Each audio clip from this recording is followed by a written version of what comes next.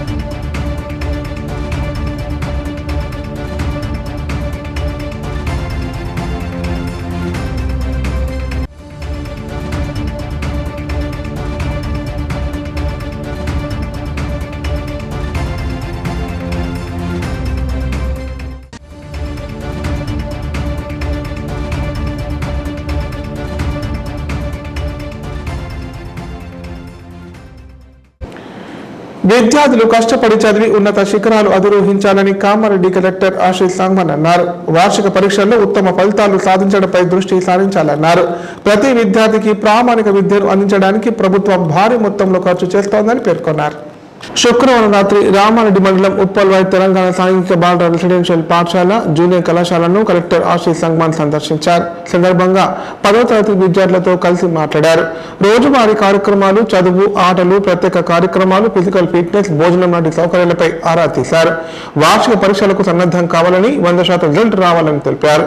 అనంతరం తరగతి గదులు, టాయిలెట్స్, కిచెన్, స్టోర్ రూమ్లను పరిశీలించి ప్రతిరోజు కిచెన్ గదులను శుభ్రపరచాలని చెప్పారు. విద్యార్థులకు పోషకాహారం అందించడంపై అధికారులు దృష్టి పెట్టాలని సూచించారు. అనంతరం విద్యార్థులతో కలిసి కలెక్టర్ భోజనం చేశారు.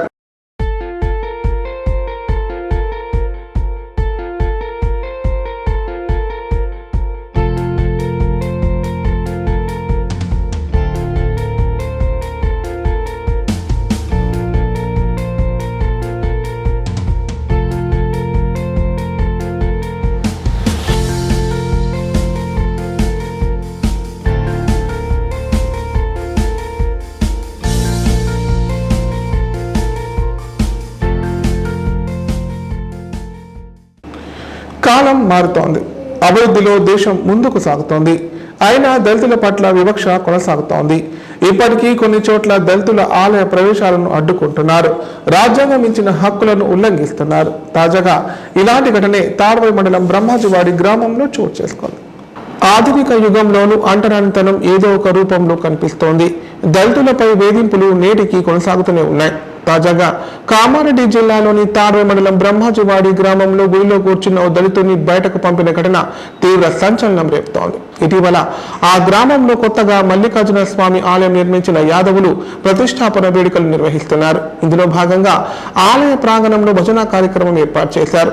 ఈ భజనలో కూర్చోవాలని వచ్చిన ఓ దళితుడిని చిన్నగొల్ల సాయిలు అనే వ్యక్తి బయటికి వెళ్లిపోమన్నాడు. దీంతో ఈ ఘటనకు సంబంధించిన వీడియో సోషల్ మీడియాలో వైరల్ గా మారింది. కాగా ఇంకెన్నాళ్ళు ఈ కుల వివక్ష అంటూ నెటిజన్లు మండిపడుతున్నారు. అజ్ఞాసుడు దేవుడు నువ్వు అచ్చిరా కూర్చుండు మంచిగా ఉండాలి, నీకు కూడా మంచిగా ఉండాలిరా. హలో అచ్చిరా ఇప్పటికి లోపలికి నేను ఎక్కడైనా భజనలకు పోతానే సరే ఓకే అట్లయితే అట్లే బాపండ నువ్వు బాధపడ సరే నీకు వినబుద్ధి ఉంటే ఇక్కడ కూర్చుని సరే ఓకే వాళ్ళని కాదా తను లేచిపోతుంది. సరేనే అట్లయితే అట్లే ఓకే. నేను అప్పటి నుంచి అంటున్నా నేను అందు గురించి అవసరం ఉన్నది ఒకటి, ఇది ఏమది దేవుడు అజ్ఞాసం, దేవుడు పనికిరాని పిల్లలు రాసింది వేరే అక్కడ వేరే ఊళ్ళలో పంపించింది మా పిల్లలు తెలుసా. నేను అందు గురించి నువ్వు చెప్పేది విన్నావా? ఏం బాగా నేనే డైరెక్ట్ వీడియో దాని గురించి మాట్లాడుతున్నా. డైరెక్ట్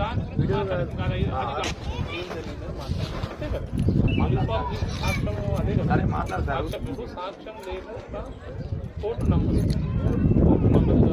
నాకు ఫస్ట్ మీతో మాట్లాడిన తర్వాత ఆ సాక్షి ఎవరెవరు ఇంకా భజన వాళ్ళ పేర్లు చెప్తావు కదా, వాళ్ళ కుటుంబ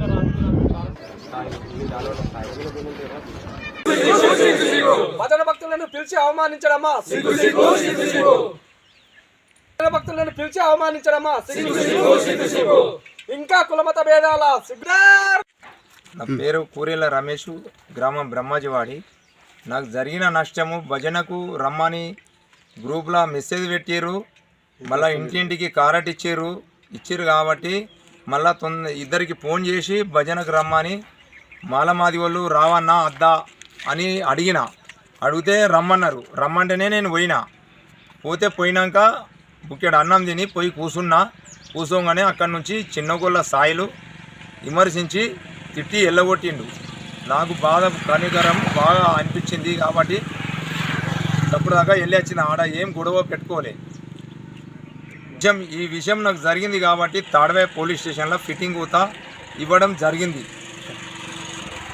నాకు జరిగిన సంఘటనకు ఇక్కడ డిఎస్పి వచ్చిండు. డిఎస్పి వచ్చి మళ్ళీ నాకే ఉల్టా మాట నాకే ఇస్తుండు. నన్ను తిట్టిన మనిషిని మాత్రం అడుగుతలేడు. నిన్న పోలీస్ స్టేషన్లో కూతా అర్ధగంట సేపు మాట్లాడిండు అదే సారు. మళ్ళీ ఈరోజు కూతా వచ్చిండు. నన్ను తిట్టిన మనిషిని మాత్రము పిలిపించి అడుగుతలేడు కాబట్టి నన్నే అడుగుతుండు. మళ్ళీ సాయంత్రం కూతా నన్నే ఒక్కొన్నే రమ్మంటుండు పోలీస్ స్టేషన్. తాడవే న్యాయం ఎక్కడ జరుగుతుంది? న్యాయము నన్ను తిట్టిన మనిషిని ఒక్క ముక్క కూతా అడగలేడు. ఈ సంఘటన జరగబట్టి నాకు ఇక్కడ మల్లికార్జున టెంపుల్ కాడ నన్ను తిట్టిరు కాబట్టి ఆ తిట్టిన మనిషిని కూడా డిఎస్పి సార్ వచ్చి ఏమీ క్వశ్చన్లు ఇవ్వలేడు, ఆయనను పిలిపియలేడు, ఏం క్వశ్చన్లు అడగలేడు. మళ్ళీ నన్నే అడిగిండు. నిన్న కూడా పోలీస్ స్టేషన్లో నన్ను ఆ డిఎస్పి సారే అడిగిండు. ఎలాంటిది అస్సలు ఇడిసపెట్టాను. నాకు ఖచ్చితంగా న్యాయం జరిగేదాకా అస్సలు 30 మంది ముంగట ఖచ్చితంగా నన్ను అవమానం చేసిండు కాబట్టి ఖచ్చితంగా కేసు చేస్తా. నేను కాంప్రమైజేషన్ కాదు అస్సలే కాదు. నేను అతని పైన కేసు కావాలి. మా ఎస్సీ ఎస్టీ సోదరి వాళ్ళందరికీ జై భీములు. ఈరోజు కామారెడ్డి డిస్టిక్ తాడవాయి మండల్ గ్రామం బ్రహ్మాజివాడి గ్రామంలో మా మిత్రులు సహోదరులు కూరెలి రమేష్ గారు భజన బృందంలో ఈయన వన్ ఆఫ్ ది మెంబర్ అయితే భజన ఇక్కడ యాదవులు మల్లన వాళ్ళు ఒక అవగాహనతోటి మిత్రుడిని బయటకు పంపించడం జరిగింది, అవమానించడం జరిగింది. అవమానంతో మిత్రుడు బయటికి వెళ్ళేసి వచ్చాడు. అవమానం తట్టుకోలేక అవసరం నాకు అదంతా అవసరం అని బయటకు వచ్చాడు. అతను వీడియో గీత తీశాడు. వీడియో గీత అతని మొబైల్లో బందీ అయి ఉంది. ఈ వీడియోను తీసుకుపోయి మన తాడవాయి పిఎస్లో పిటిషన్ ఇవ్వడం జరిగింది. పిటిషన్ ఇచ్చి ఇప్పటిదాకా సార్ కూడా మా డిఎస్పీ సార్ గారు వచ్చారు. నువ్వు వచ్చి ఇన్వెస్టిగేషన్ అయిన తర్వాత సాయంత్రము ఇన్వెస్టిగేషన్ అయిపోయిన తర్వాత ఇది కేసా ఏంది అనేది చూసుకుంటా అని చెప్పడం జరిగింది. మా ఉద్దేశం ప్రకారం ఏంటంటే మా ఎస్సీ ఎస్టీల మానవ హక్కుల చట్టం ప్రకారం ఏంటంటే ఈ అవమానాలు ఎంతవరకు సమంజసం? ఈ భారత రాజ్యాంగాన్ని రాసింది డాక్టర్ బిఆర్ అంబేద్కర్ గారు. డాక్టర్ బిఆర్ అంబేద్కర్ గారు చదువుకున్నప్పటి నుంచి కూడా ఈ అవమానాలు జరుగుతూనే ఉన్నాయి. అప్పటి నుంచి ఇదే పరిస్థితి ఈ భారతదేశంలో. ఏమంటున్నా అంటే ఇప్పుడు ఈ మిత్రుడికి ఒక మిత్రుడికే జరిగిన అవమానం కాదు, ఈ దళితులందరికీ జరిగిన అవమానంగా భావించి మేమందరం మిత్రునికి సపోర్ట్గా వచ్చాము. మా మిత్రుని అవమానపరిచాడు. ఇన్వెస్టిగేషన్ తేలిన తర్వాత అతని పైన డైరెక్ట్ కేసు బుక్ చేయాల్సిందిగా మాలా మహానాడు మా దళిత సోదరుల మా సంఘం పక్షాన ఇప్పుడు ప్రకటనలు. Life hospital Kamareddy. కామారెడ్డిలో 50 పడకల ISO సర్టిఫైడ్ గల ఏకైక hospital life hospital Kamareddy. Aarogyasri, EHS మరియు అన్ని రకాల నగదు రహిత హెల్త్ ఇన్సూరెన్సులు గల ఏకైక hospital life hospital. Aarogyasri card లేదా తెల్ల రేషన్ కార్డు ఉన్న వారికి ఆరోగ్యశ్రీ మరియు ఆయుష్మాన్ భారత్ ద్వారా ఆపరేషన్లు ఉచితంగా చేయబడును. కామారెడ్డిలో కార్పొరేట్ స్థాయి ఖరీదైన వైద్యాన్ని ప్రతి పేద మధ్యతరగతి వారికి అతి తక్కువ ఖర్చుతో వైద్యం చేయబడును. నిజామాబాద్, హైదరాబాద్ వెళ్లవలసిన అవసరం లేకుండా అనుభవజ్ఞులైన వైద్య బృందంచే క్లిష్టమైన ఎముకల ఆపరేషన్లు, ఆర్థోస్కోపిక్, కీహోల్ సర్జరీలు, జాయింట్ రీప్లేస్మెంట్, మోకాళ్ల మార్పిడి, వెన్నుపూస ఆపరేషన్లు మరియు 4 గంటలు అత్యవసర వైద్య సేవలు అందించబడును. మా సదుపాయాలు: అత్యాధునిక operation theatre, laminar OT, ICU, X ray, physiotherapy, DEXA scan, pharmacy సౌకర్యాలు కలవు. రాష్ట్ర ప్రభుత్వ ఉద్యోగులకు ఫీజు రీయింబర్స్మెంట్ సౌకర్యం కలదు. సంప్రదించండి లైఫ్ హాస్పిటల్.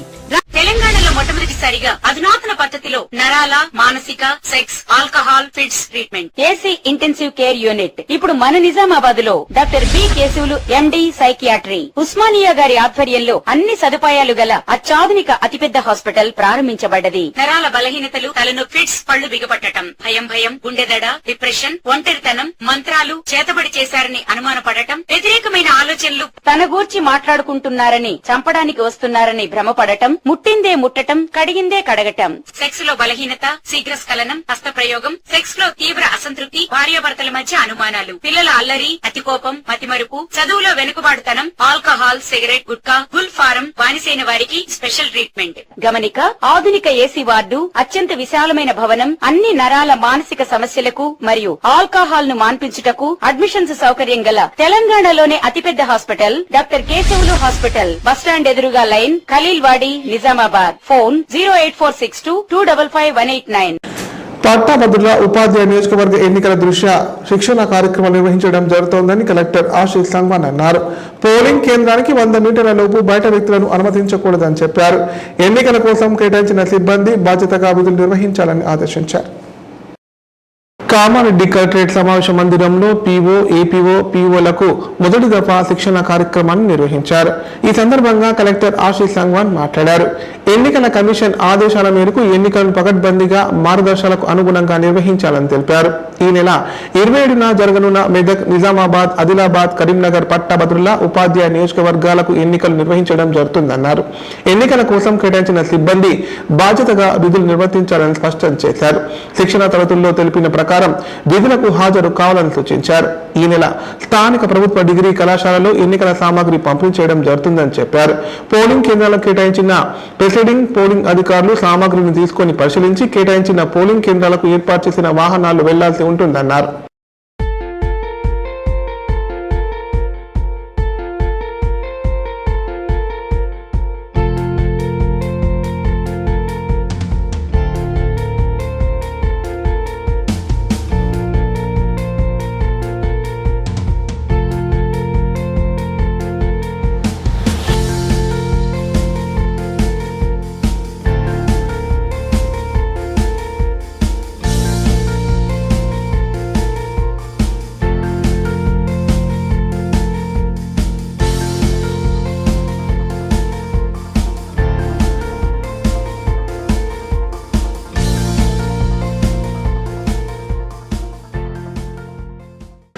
నీళ్లలో ఉండాల్సిన మొసలి తెల్లవారుజామున గ్రామంలోని జనవాసాల్లో ప్రత్యక్షమైంది.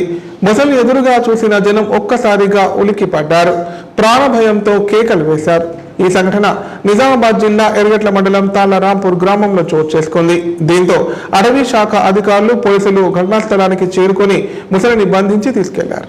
నిజామాబాద్ జిల్లా ఎర్గట్ల మండలం తాళ్లరాంపూర్ గ్రామంలో ముసలి సంచారం కలకలం రేకెత్తించింది. స్థానికులు తెలిపిన ప్రకారం వివరాలు ఈ విధంగా ఉన్నాయి.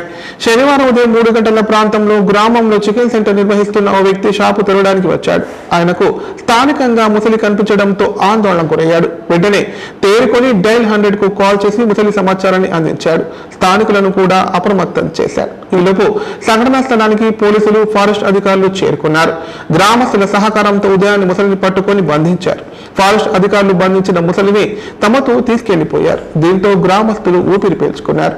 అయితే సమీపంలోని గోదావరి నదీ జలాలను కెనాల్ ద్వారా తాళరాంపూర్ ఎర్గట్ల గ్రామాల్లోని చెరువుల్లోకి నింపే సమయంలో గోదావరి జలాల ద్వారా ముసలు చెరువులోకి వచ్చాయని గ్రామస్తులు తెలిపారు. తాళరాంపూర్ గ్రామంలో శనివారం తెల్లవారుజామున ప్రత్యక్షమైన ముసలి గ్రామంలోని చెరువు నుండి గ్రామంలోకి వచ్చి ఉంటుందని గ్రామస్తులు తెలిపారు. గతంలో కూడా ఓసారి ముసలి ఇలాగే వచ్చిందని, తరచూ ఇలాగే జరిగితే ప్రజల ప్రాణాలకు ప్రమాదం ఏర్పడుతుందని చెప్పారు. ఫారెస్ట్ అధికారులు, పోలీసులు స్పందించి చెరువులోని ముసలను నదిలోకి తరలించాలని కోరుతున్నారు.